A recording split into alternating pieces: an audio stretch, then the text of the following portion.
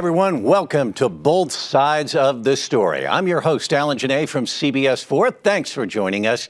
This is the first of our 4 preliminary rounds of our 2021 tournament. We'll feature 8 students from 8 different high schools, and we have brought back a fan favorite from last season. We have kept our consolation bracket, so you'll get a chance to see all of our students debate multiple times this season.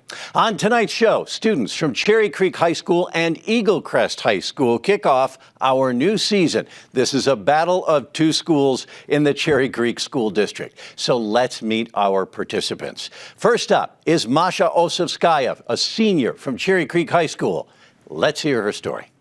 Hi, my name is Masha Osovskaya. I go to Cherry Creek High School. I'm a senior. Debate just seemed like a really interesting class. I really wanted the opportunity to express what I had to say on a variety of issues, and I also wanted to gain public skills because I feel like that's really applicable in basically any field you go into. The most interesting topics for me are the ones that go beyond the U.S. and you can kind of look at them internationally. So for example, we had one on West African urbanization, and just because I hadn't been exposed to anything like that, I learned something new as I was preparing for it.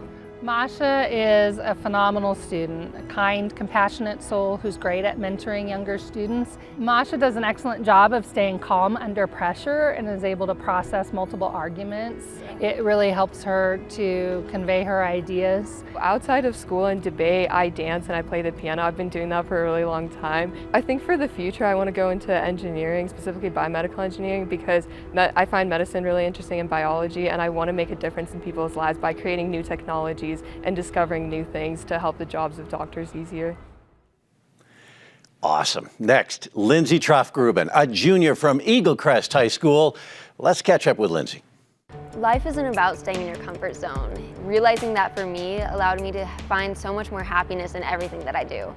My name is Lindsey Troftgruben. I go to Eaglecrest High School. I'm currently a junior.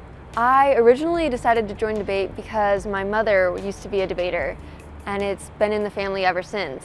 Lindsey is a very astute debater.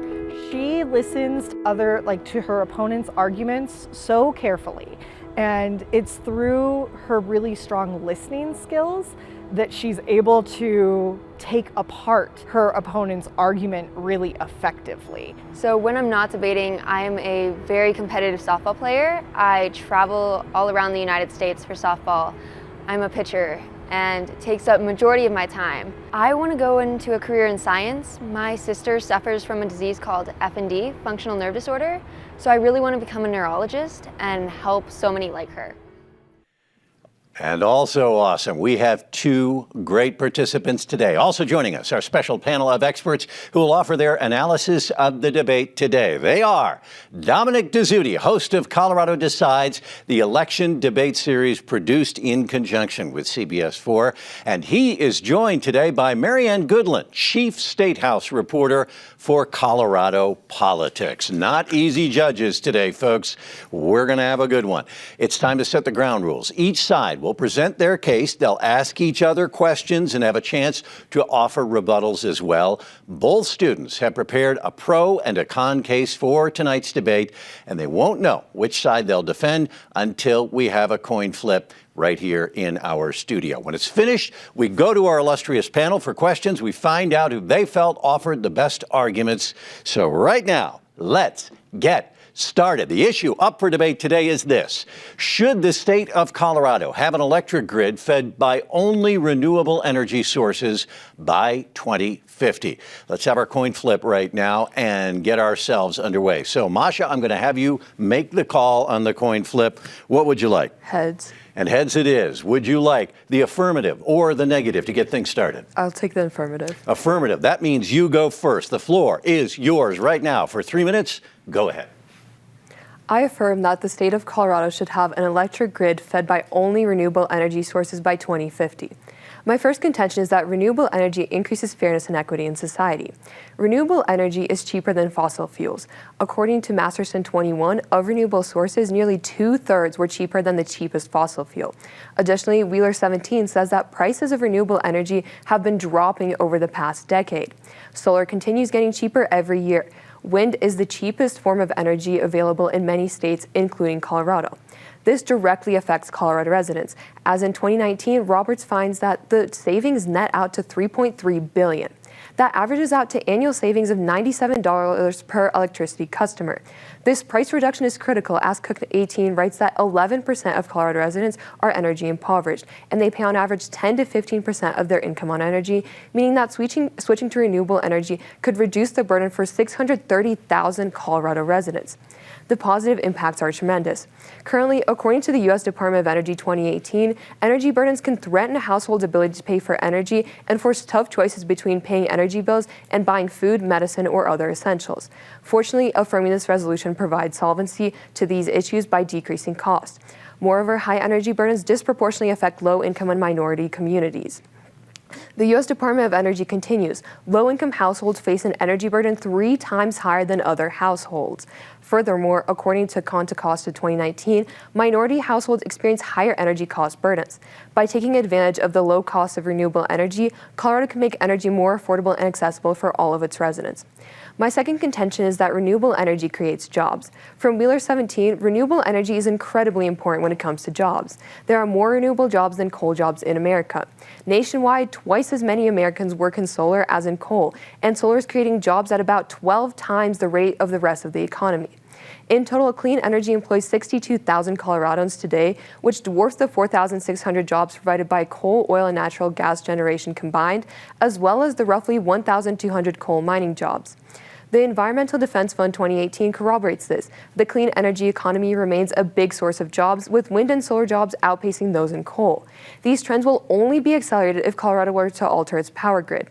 Additionally, these jobs tend to be higher paying. Mercacci writes in 2019 that fast-growing renewable energy jobs offer higher wages. The renewable energy industry has become a major U.S. employer.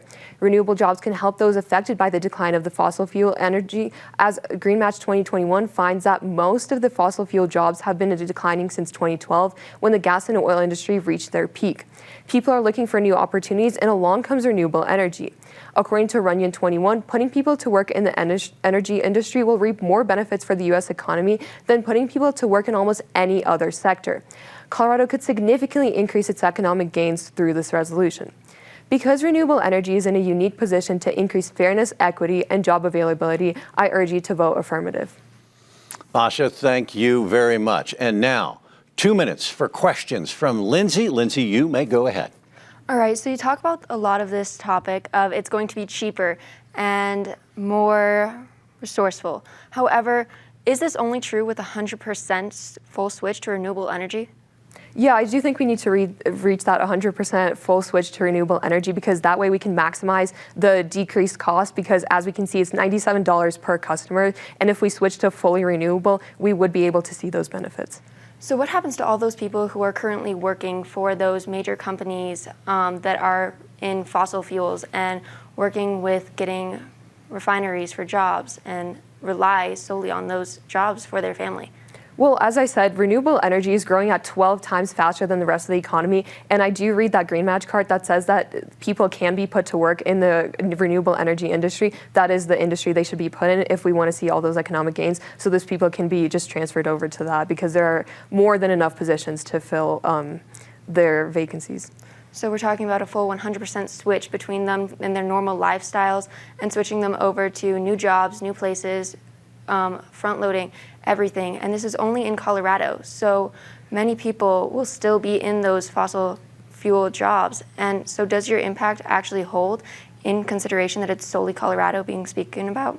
I think so, yes, because Colorado, as I said, Colorado solar is, or wind energy is the cheapest, one of the cheapest energy forms in Colorado. So if anything, it's going to be greater than what I say in my impacts across the whole U.S. And this is happening in 2050, so we do have time to make that transition. We're not just going to lift up these people from their job and just transfer them over to a totally new field. This is going to be like, there's 30 more years until this happens.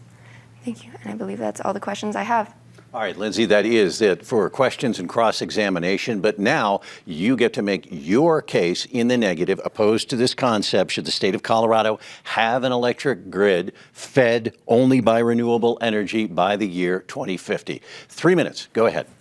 As Coloradans, we value our health and the beauty of our state. We all want to ensure our air quality be good, stewards of our planet. The best way to do this is with carbon-free energy production. But we should not narrow our focus exclusively to renewable energy. While Colorado has many days of sunshine and wind, both solar and wind power are variable energy sources. They only work when the sun shines and wind blows. In Colorado, our weather is notoriously difficult to predict. While harmonizing the use of these resources provides an excellent source of energy, they are not sufficient to provide Coloradans with a stable energy 100% of the time. At best, with current technology, renewable energy can only meet 90% of our average yearly energy needs and 70 to 80% of our average hourly energy needs. Success in meeting our energy goals will require extensive investment in and substantial technology improvements in the long term. Battery storage to ensure that energy availability can flux to meet the hourly energy requirements of our rapidly growing state. While solar and wind have reduced in price, they are still cost prohibitive when longer-term storage costs are included. While renewable energy can help provide part of solution of carbon-free energy production, it is not without faults. Wind is highly variable, and electric grid must cut off wind power on windy, low-demanding days to avoid blowouts. Wind farms are also noisy and dangerous to birds and insects. Solar farms use extensive amounts of land panels, can insert lead and cancer-causing cadmium into the environment when it rains, and panels are toxic to dispose of. Hydroelectricity from dams cause extensive environmental damages. New technologies like biomass can actually increase the amount of carbon in the air. Battery storage uses rare elements like lithium and other minerals which are finite, and the mining of which possess environmental and national security risks. Other battery technologies like solid-state hydrogen and other technologies are not sufficiently developed for large-scale use and may never be. Meeting our energy needs requires technology innovation. This innovation could come from renewables like deep geothermal, but it could also come from advances in nuclear energy, clean hydrogen, or carbon capture. While these technologies are not currently economically feasible, they are rapidly advancing and may outpace renewable storage technologies. There is a tremendous risk to creating renewables-only monoculture. Limiting Colorado's future exclusively to renewables is risky and will limit our scientific options. Since scientific discovery is notoriously unpredictable, limiting its scope may limit our ability to meet our goals of being carbon neutral by 2050, therefore risking our environment and our health. Diversity is a key component of managing risk, whether in biology, genetics, or even stock portfolios. The same principles should apply to our energy production. Colorado needs diversity. As fiduciaries, we need to go to a carbon neutral state, and this is best done by diversifying our options, not by relying exclusively on renewables for our energy needs by 2050. Lindsey, thank you very much. That's Lindsey Troftgruben from Eaglecrest High School. And now, with questions and cross-examination for 2 minutes, here's Masha Osovskaya. She's from Cherry Creek High. Go ahead. So you said that we can't currently meet 100%. We can only meet like 90% of our demand right now with current technologies. What says we can't innovate new technologies by 2050? Nothing is saying that we can't. However, we cannot limit our focus to solely renewable energies. Like I stated, nuclear energy could be a major benefactor to going fully carbon-free in our environment and helping so many people. However, if we focus on going solely 100% renewable by 2050, the scope of our scientific discoveries will be limited and will not happen. So kind of on that point of diversity that you kind of brought up at the end of your case, what if we diversified within like the renewable source, for example, have both wind and solar energy? Do you think that would be enough? So like I stated in this beginning of my case, that will not be enough. We need a backup option no matter what. And by only having 90% available to wind and solar, this is simply not a smart decision for Colorado to make. So you think between wind and solar, we wouldn't be able to meet all of our demands, especially with new technology? I do not believe we would be able to make 100% of our energy resourceful. With cutting out fossil fuels right now, we would be limiting so much scope in technology, and we will be limiting ourselves to better options. So then you also talked about like these environmental harms of wind, like windmills to birds, and then you brought up nuclear energy. Wouldn't you say that fossil fuels and nuclear energy are so much more harmful than wind and solar? I would not. Nuclear energy has a lot of options and capabilities that are actually being produced to make it so much better. And like I said, solar panels are super harmful to the environment. They release cadmium, which does cause cancer and has been proven to cause cancer when it rains. And this is simply not something that we want to pollute. Are they more harmful than current fossil fuels, though? Current fossil fuels are not the issue. I'm saying that we need to produce new options and keep nuclear energy in mind. And yes, we need to soon eliminate fossil fuels. However, by going 100% renewable, it is not a smart option and will never be. We have to cut off the questions right there. But now, Masha, you have 2 minutes for a rebuttal. Go ahead. Okay, so I'd first like to start off with an overview. Remember that this resolution is taking place in 2050. My opponent brings up this card that 90% of our needs are currently met with current technology, but remember that we have 30 years to expand that technology so that we can meet 100% of Colorado's needs with renewable energy. Considering that we're so far ahead, we're at 90%, I think that's very much possible. And experts actually say that in the next couple of decades, we will be able to meet 100% of our energy demands with renewable energy. So with that in mind, this is a very realistic goal to achieve for Colorado. Then she also talks about how wind is variable, but we can actually store that energy. Colorado has an abundance of sunshine, an abundance of wind, as my opponent brings up herself. We can store that energy for days when less energy is being used, and then use that later on. And there's technologies, again, being developed right now. And with that, she brings up this idea that tech and innovation is going to be staggered, but if anything, it's actually going to increase because we're going to need new tech to come up with these new technologies to store this power in order to expand it to 100% of meeting our needs. Additionally, she says that currently there's environmental damage from, for example, biomass and the CO2 emitted. However, that is nothing compared to what fossil fuels are currently doing to our environment, and we need to be able to mitigate that with renewable energy. So all of these birds that are harmed, the CO2 and like toxic chemicals, fossil fuels are so much more dangerous than that. And then lastly, on her point about diversity, we can diversify our energy within renewable energy. So for example, we could use hydropower, we could use solar power, we could use wind power. All of that works. On days when we don't have as much sun, we could switch to another type of power, and that allows us to have a reliable system where we can use all of our energy all of the time. We can also store it if there's more hydropower, for example. We can store that for days when hydropower isn't working as well or the sun isn't shining as well. Again, Colorado has an abundance of resources that allow us to implement this resolution, and by 2050 we will have even more technology in order to better implement this resolution, and therefore I urge you to vote affirmative. Masha, thank you very much. That wraps up that portion. Now, Lindsey, you have 3 minutes for your response and close. Go ahead. Alrighty, so I would like to talk about my opponent's arguments. First, she talks about this thing of storing our utilities. However, the batteries that we have currently and the batteries that scientists are talking about still use lithium, which is super harmful to mine and would cause major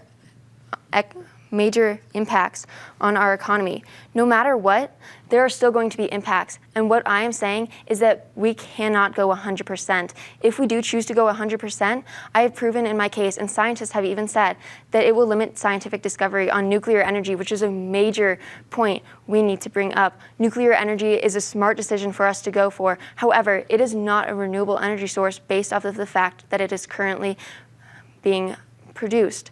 We see that nuclear energy will help create fairness and equity and will be cheaper. Costs are already declining for it. However, once we do fully renewable by 2050, we don't have the scientific discoveries to currently do that. We are only 90%. That 10%, while scientists may say this, we are never 100% sure. And I personally am not willing to gamble Colorado's future in regards to 100% renewable sources. We need a backup plan, and all of these solar power and wind are still harmful. Solar panels release cadmium, which is a major chemical. It causes cancer, and so many people will be impacted by that. If it rains, it gets into our water system, which is not an okay thing to happen. We see that no matter what, there are still going to be environmental impacts. However, by going 100%, we limit our ability to actually look into further options. And if we limit our further options, we will not be able to actually win in reducing carbon-free emissions. Now, I would like to go down to her bigger source of jobs. This is simply not fully true. We see that solar does create jobs. However, by 2050, we will not have enough jobs to force all of the people from fossil fuels into these jobs and into these positions. It is simply not a smart decision to go 100%. 90% by 2050 is our goal right now, and that is what we are working towards. However, our current technologies will not support it, and we need to ensure a stable future for Colorado, and we need to ensure a stable future for the children of Colorado. We need to do this by only going 90% and working hard on discovering new options and new sources so that we can better our future and better other countries and work towards a better solution. I urge you to vote for the negation on this case solely because we need better options than fully renewable sources by 2050. It is not a smart decision and will never be. Lindsey, thank you very much. Again, this question, should the state of Colorado have only an electric grid fed by renewable energy by the year 2050? 1 minute for your close now. Masha, go ahead. So I'd like to just start off by addressing some of the points you brought up on my case. So quickly on jobs, my opponent says that solar is going to create jobs, but we're not going to have enough by 2050. Remember that the fossil fuel industry is declining and the solar industry is expanding, and just the renewable energy industry as a whole is expanding at 12 times the rate of the economy. If anything, that gap is only going to widen. So you're going to have even less jobs in fossil fuels and more jobs in renewable energy. So you're going to be able to transfer those people. They're going to be able to have all of these higher paying jobs. Then on fairness and equity, she talks about how it might be cheaper, but we could, for example, go to nuclear. Nothing is stopping scientists from further developing nuclear energy. We can still continue to develop that. Just Colorado is going to be implementing renewable energy because that is a much safer alternative, and it is also, again, cheaper. There is already stats saying that the cost of renewable energy is declining, and it's going to keep declining because we are going to have more innovation, more scientists trying to come up with how to meet 100% of our needs, new technology to reduce the impact. And for these reasons, I urge you to vote affirmative. Masha, Lindsey, thank you very much. A terrific debate. Now, let's go to our panel of experts on both sides of the story and get their thoughts on what they saw. Dominic, take it away. Masha, Lindsey, fantastic debate. What a wonderful way for us to kick off the season. You've both done a great job, but your work is not over. We're going to ask you a couple of questions ourselves before we can make up the final decision. Mary Ann, I'm going to start with you for your first question for Masha. Masha, you talked a lot about fairness and equity and how going to renewable energy will be cheaper than fossil fuels, but I'm not sure I heard what the argument was for the cheaper side. You made great points on fairness and equity, but I'd like to hear more about that. So there's, I read multiple pieces of evidence, so Masterson 21, Wheeler 17, that all say that, so Masterson says that 2/3 of renewable energy sources are cheaper than the cheapest fossil fuel. So we can already see that renewable energy is becoming more accessible to citizens. And then Roberts 19 specifically links that to how people could save $97 annually on energy. So it will, as a result, be cheaper for consumers. And that's why we should implement renewable energy. Masha, my follow-up goes to the point of moving jobs around. Right now, most of the oil and gas industry in Colorado is in northeastern Colorado. If we went to pure renewables and a lot of solar, it's probably going to head to southern Colorado with a lot more space. Do you think there's going to be a wide and deep impact on Colorado's economy if thousands of people have to move from the northern part of the state to the southern part of the state to be employed? I think there could potentially be a negative impact, and that's one issue we'd have to address. However, we have until 2050. We're not just going to take these people one day and move them to the other side of the state. This is a gradual transition. We can teach them the skills they need. And considering that renewable energy, the industry is expanding at 12 times the rate of the rest of the economy, I do think Colorado is going to benefit more from actually transitioning those people into this field. Well, Lindsey, you're not off the hook. We have a couple of questions for you. Mary Ann, your question for Lindsey? Yes, Lindsey, hi. You talked a lot about nuclear energy being one of the things that you think Colorado should rely on. Can you talk about the current state of nuclear energy in Colorado? Yes, so nuclear energy is currently being researched in Wyoming in particular.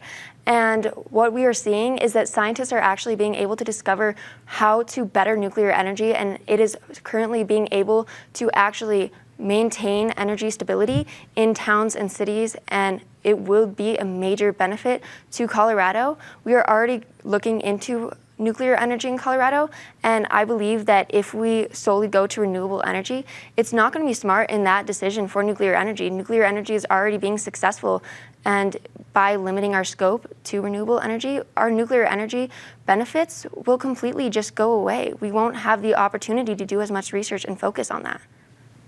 Lindsey, my follow-up to you is that you brought up a lot of points about the environmental concerns of renewable energy, specifically solar panels. Should they be used at all, especially since we're seeing much more of them in neighborhoods if there's so many different cancer-causing risks? What we are seeing is that at a small scale, they are a good way to look and search for more sources. However, going 100% would not be a smart decision. At small scale, and what we are currently seeing is that it's such a small impact currently that not many people are receiving these impacts. However, if we go 100%, we don't even know how bad it could get. We don't want to know, and that's why we can't go 100%. Alan, as you can see, we have a tough job ahead of us. Give Marianne and I a minute or two here so we can figure out who won this great debate. Our opening debate this season's a good one. We're going to give our panel a moment to consider whom they felt won this debate, and that'll give me a moment to let you know that this is kicking off a whole new expanded season of both sides of the story. Our 2021 tournament will feature 12 total debates, including a full consolation bracket, so you'll get a chance to see all of our students debate multiple times this fall. To catch up on any of the episodes, you can go to pbs12.org. Okay, Dominic, do you have a decision? Alan, indeed we are ready. Again, Masha, Lindsey, you both did a fantastic job of this debate, a really fantastic way to kick off the 2021 tournament. But it is our job to pick a winner to move on. And Masha, we decided to go with you based on these reasons. One, we felt that your rebuttal refuted your opponent's case very effectively. We also felt you provided strong, direct answers to questions. But you both did a great job. But Masha, congratulations. We'll see you moving on to the winner's bracket. Masha Osovskaya, thank you very much. Congratulations to you, and congrats to both of you. You gave our viewers a wonderful debate tonight. Both of you ought to be very proud. Now, Lindsey Troftgruben, you're going to go on to compete also as well. Additionally, Masha, you're going to compete with the winner from the debate featuring our next debate, students from Holy Family and Mountain Vista High Schools. And, of course, Lindsey, don't worry, we're going to see you again in our consolation bracket debates as well.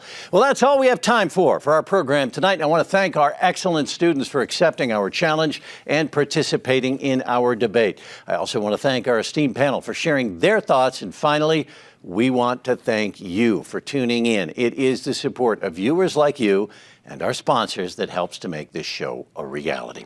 You can catch up on past episodes of this program on pbs12.org, and you can catch me on CBS4 for all the latest news and information impacting Colorado as well. For everybody here at PBS 12, I'm Alan Janay. Thanks for watching, and that is Both Sides of the Story.